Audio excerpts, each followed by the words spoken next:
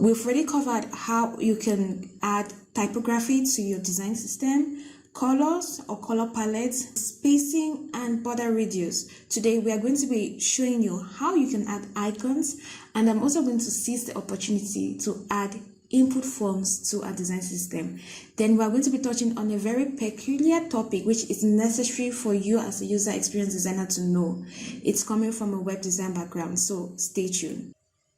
Before you want to add icons to your design system, there is something you need to know. You have to be making use of components in Figma. So what are components? Components just allow you to create reusable elements. Any element that you're going to be reusing multiple times, then it's going to be added to your component library. If you need to create variants, let's say like buttons. With buttons, you could have a button with fill, that is a button with a background, a button without a background, a button outlined, a button that is just made of text, then that's definitely a variant. Then there is also going to be input forms. So if you want to create an input form, let's say a simple form where you have to enter your first name, there could be the form that would need an icon to the right, an icon to the left, and maybe both. So that's a variant. If you want to create variants, then you're definitely going to be making use of components. How do we add icons to our canvas? There are three ways. The first way is for you to visit the Figma plugin repository. Look for, there's so many plugins there, you can find one that suits you and you use, but it has its own limitation. We're going to explore one of them so you see what I'm talking about.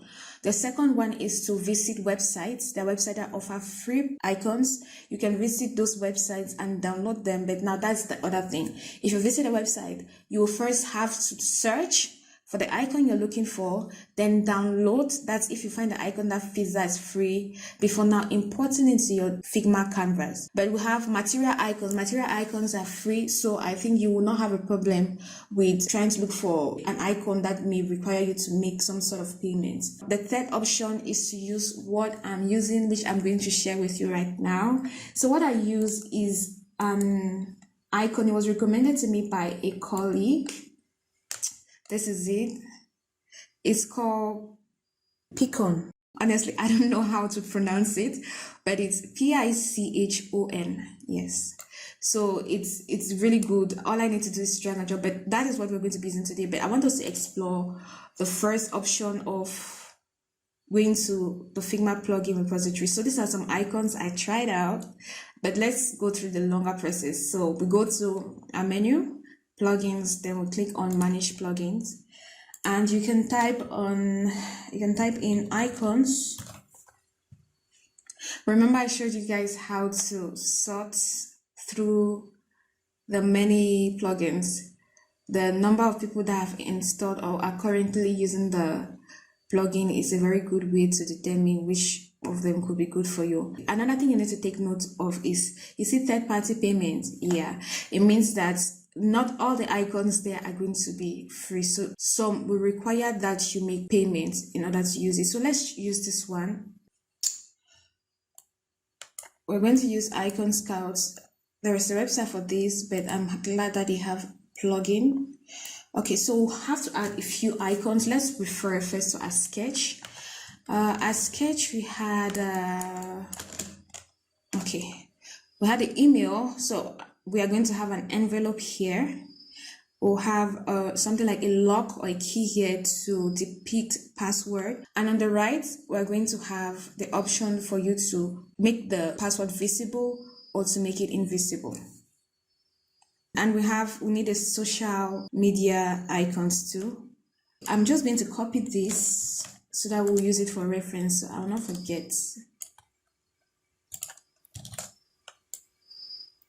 Okay, so the first thing is, we're going to try, if we discover that we can't find some of these icons, then we'll have to go back and use my software. We'll type in envelope for the email. Okay, you see the crown. You see the crowns. They have so many here, but when you see these crowns, they show that it's premium, so you definitely have to purchase it. Okay, guys, so so these are the limitations that we have with this, with using some of the plugins within Figma. I'll just go through my own process of using the software. I'm going to type in envelope.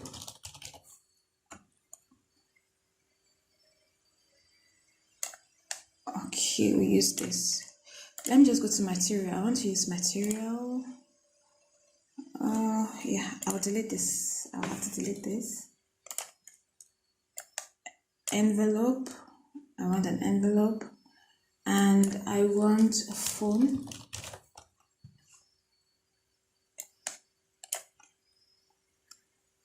I want forward icon. Yeah, I want this. I want backward.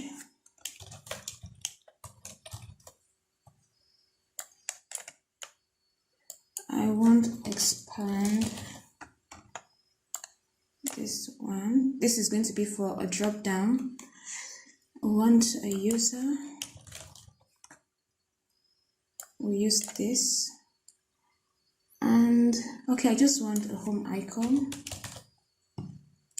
and a hamburger icon. Okay, this is it. And the social media icons, let's go back to let's type Facebook. I'll take this one. Instagram. I'll take this. And Gmail or Google rather.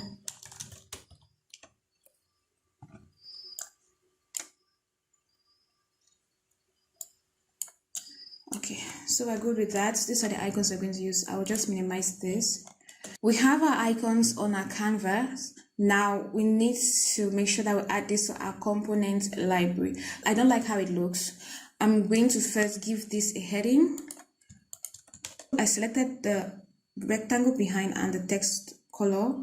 I'm going to hit Ctrl-G to put it in a group. So now that it's in a group, I'm going to duplicate this, hitting Ctrl-Z, and I'm going to hold down my Shift button, select the first layer and drag it down. So this is what I just duplicated. And I'm going to rename these to icons. Okay, I think this is good. Centralize it. I think this too was not centralized. Yeah, it looked a little bit off there. Now I want to use a technique to rearrange this. You see how haphazard it looks here? We need to rearrange this. So I'm going to use auto layout, which is on the right panel. Under design panel, we have auto layout. Make sure you see auto layout. Then you hit the plus button to create your auto layout with the icons selected. So make sure you select the icons first. Then you come to your right panel, then hit the auto layout. Plus button to add it.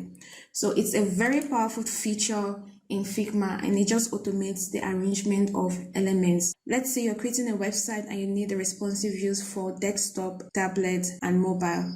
Using the auto layout makes it easy. So if you're resizing it, the elements within are just going to automatically fill. You can change the horizontal gaps between elements. You can change the vertical gaps between the elements. You can add padding around the libraries. You can add padding top and bottom to it. But now I'm just showing you how auto layout works. In this case, we don't really need auto layout, and now we're going to remove the auto layout because our goal is to make a component out of these icons. I'm going to remove the auto layout. Make sure you come back to this, make sure it's selected, come to auto layout, and we're going to click on the subtract button. Even though we've taken out the auto layout, our icons are still within a group, so we need to ungroup this. So make sure that the icons are selected. You right click and you click on ungroup.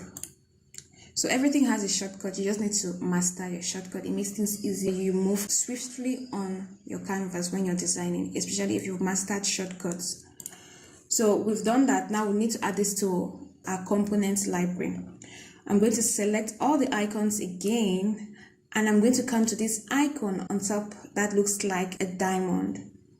I'll click on the drop down, this arrow pointing down, And what we are going to do is to create multiple components. If you create a component set, it's going to create one component. So it means that all of these icons are going to be one component set. But if you create multiple components, it's going to make each and every icon a component, an individual component. So we can hit the create multiple components option. Okay, now when you create a component, this is how it looks like. It has like a purple border around it. And you also notice that the left panel that has each layer for the icons has also changed to purple. You see the difference between something that is not a component and something that's a component. So this is a component. It also has a small indicator. The component icon is on the left of the name of the icon. This is another thing. You can change the name of your icons. In this case, I don't need to change the name of the icons. So there are times that you will have to export these icons to your developers, and you might have a particular naming convention. If you have that, then please, you'll have to rename it. So this is how you add icons to your design system library. Now, the next thing we're going to do is to create input fonts.